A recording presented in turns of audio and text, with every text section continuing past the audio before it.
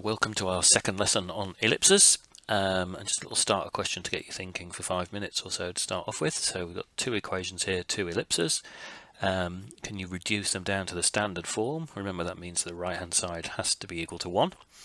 And once you've got them down to that form, can you sketch them? So labelling the intercepts on the x and y axes, and also state what the lengths of the major and minor axes are for both ellipses. So I'll give you a little while now. If you want to pause the video now and have a think about what these two ellipses would look like. Okay, so picking up from there, let's have a look. If we have a look at this first ellipse here, then we're obviously going to have to divide by 9.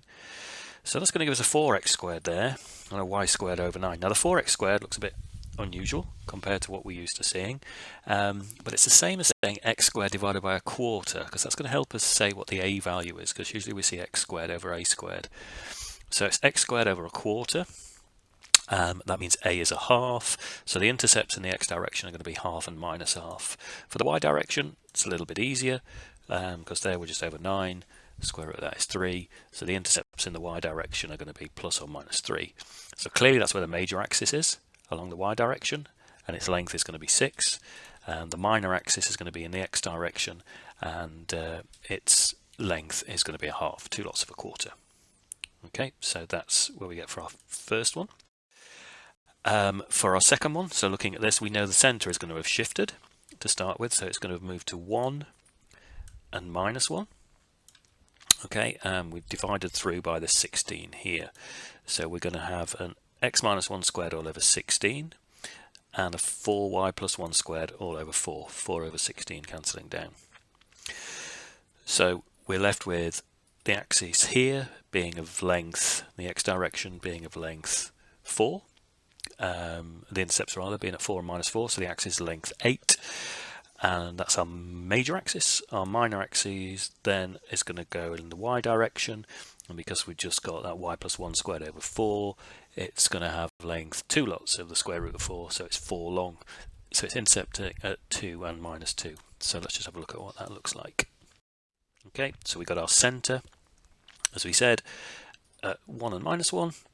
We've got our major axis there going across, so the major axis has length 8, and the minor axis is going from there to there, and it's got length 4. Okay, so there's a starter. So just a reminder what we're all about. We're at the moment looking at the ellipse as a conic section, and particularly the Cartesian and parametric forms of this. We're bringing some of the properties of conic sections today as well, but again, tangents and normals, we're going to leave that until a little bit later on. So our ellipse, our conic section, where we've got this slice happening through the cone, and it's happening so that we're going to cut through in the top half or the bottom half of the cone just in that one place, and it gives us that joined up shape. If it was completely horizontal, remember, we would get the circle. So let's just remind ourselves what we got to last time. So we'd got, just comparing ourselves to where we were with the circle, so we'd got the parametric form of the circle and the Cartesian form of the circle, and we're looking at how they compare to what we've got with the ellipse. Okay, the main thing to notice is where we've got a radius squared here, where effectively we've divided by the equivalent of the radius in the x direction and the equivalent of the radius in the y direction, and where we had the radius here, we've got the equivalent of that radius, and here we've got the equivalent of that radius in that direction. Our major axis goes across from minus a to a in this case, assuming that a is bigger than b, and our minor axis will go from minus b to b just there.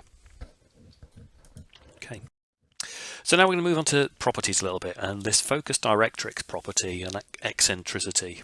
So for any conic, the focus directrix property kicks in. Okay, so to define any conic, really, we need a fixed straight line, which we call the directrix, and a fixed point, which is called the focus. And this leads us on to the focus directrix property. So all conics can be thought of in terms of the focus directrix property, and it says that they are the locus of all points such that their distance to the focus is a fixed proportion of their distance to the directrix. So what does that really mean? If we look at our little diagram down at the bottom. It could be that our point here, P, has to be twice as far from the focus as it is from the directrix.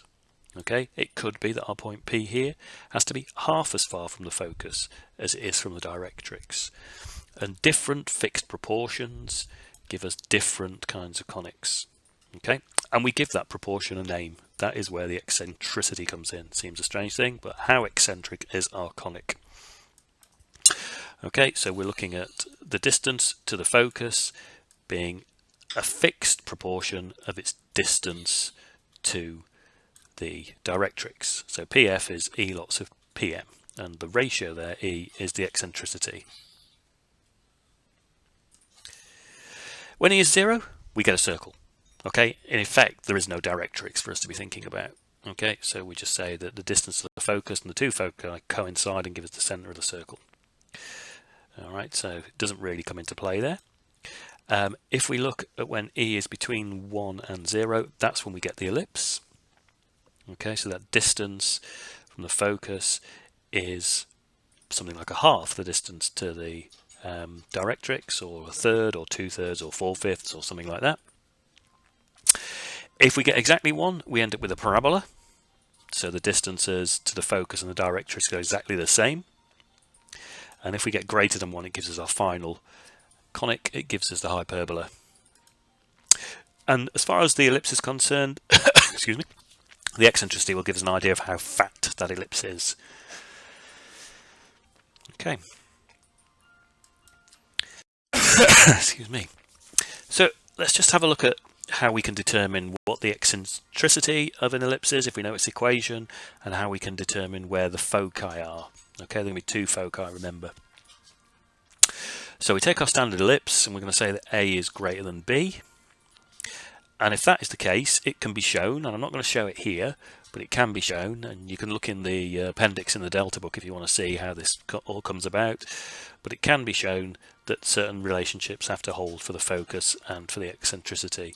It's not something you're going to be needing to worry about for the internal, so we're not going to talk about and go into too much detail about why this is. But if you're interested, you can have a look in the appendix in the Delta book.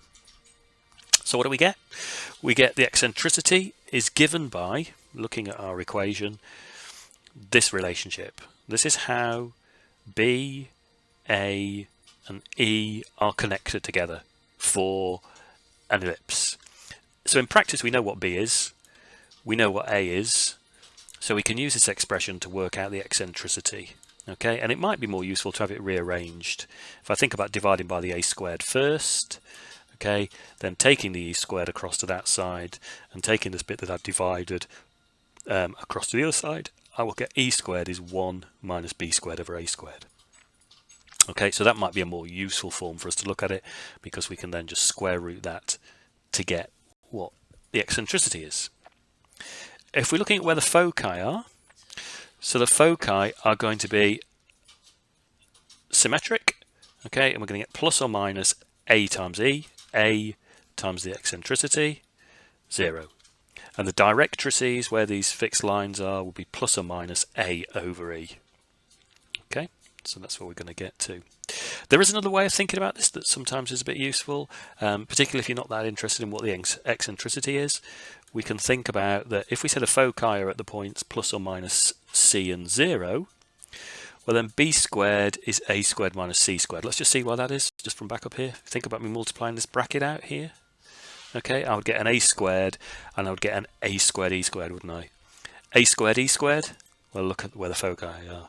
Okay, A squared E squared is just going to be the square of the position of the foci. So that's why we've got C squared there instead of A squared E squared. We can rearrange that to C squared is A squared minus B squared.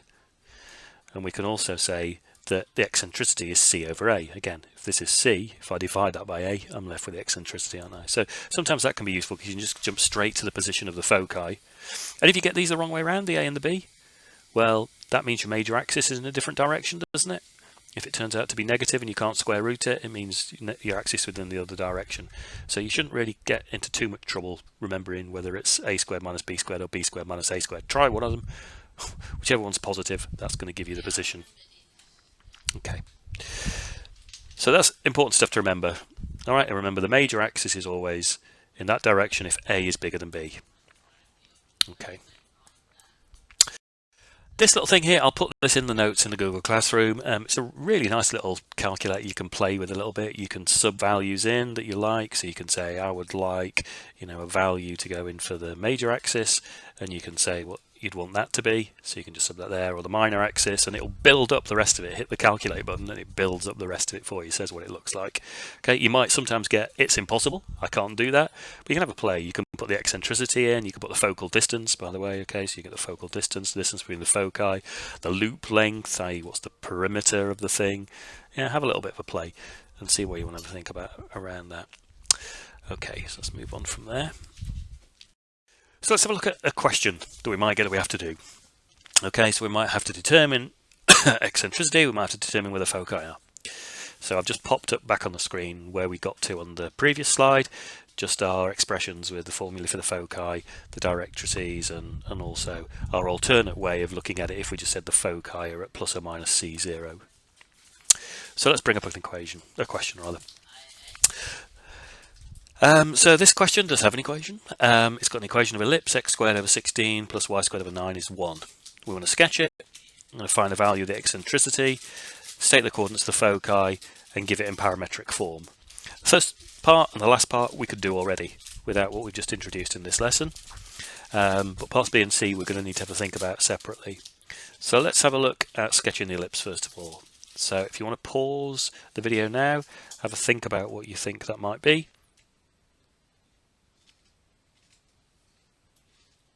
Okay, so we come back, we can see from the 16 that we've got here that A would be 4, and from the 9 we've got here we can see that B would be 3. So sketching it, it's going to have intercepts at plus or minus 4 in the x direction and plus or minus 3 in the y direction. Okay, so our sketch should come out quite neatly from that. Okay, center is the origin. Obviously there's no offsetting happening around the x squared or the y squared, so it comes out looking like that. Center of the origin, crosses at 4 and minus 4 here, and crosses at 3 and minus 3 here. Major axis length 8, minor axis length 6.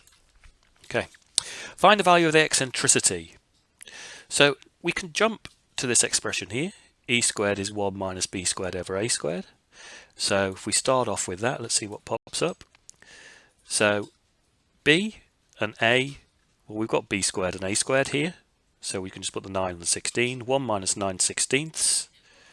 Okay, we can say 7/16. Square rooting that, because remember that was e squared. Square rooting that to get e. We can't square root 7, so we just have to write root 7. And for the 16 we can do that, simplify that down to a 4. So the eccentricity here is root 7 over 4.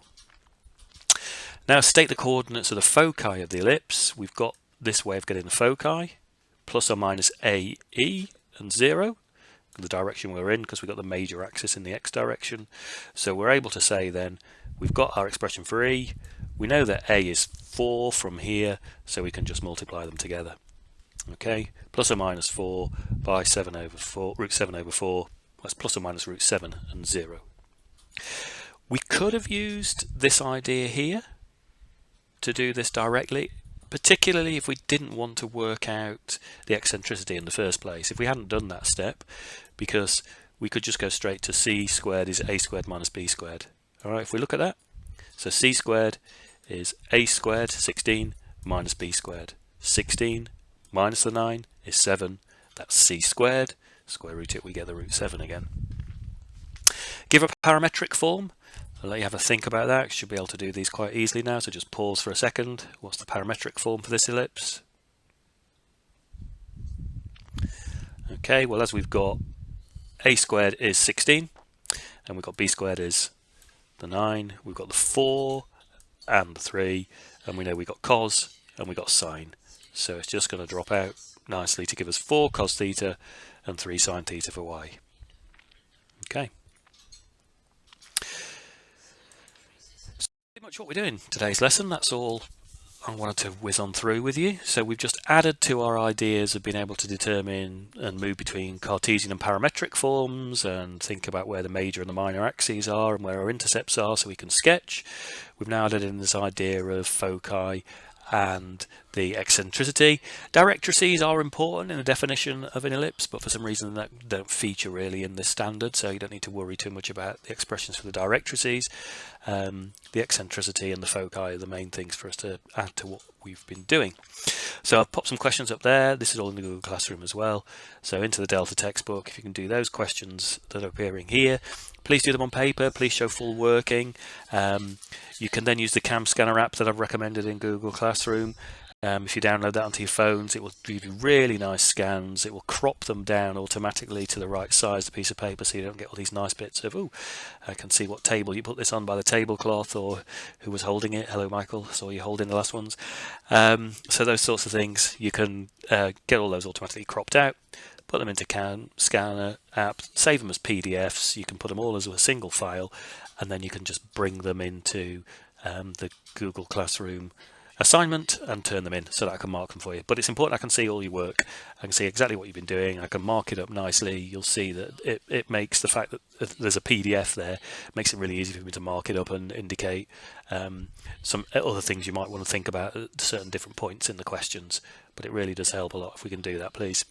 Okay, so hopefully that's been a help again. Have fun, and we'll see you next time. Again, give us a shout if you need any help.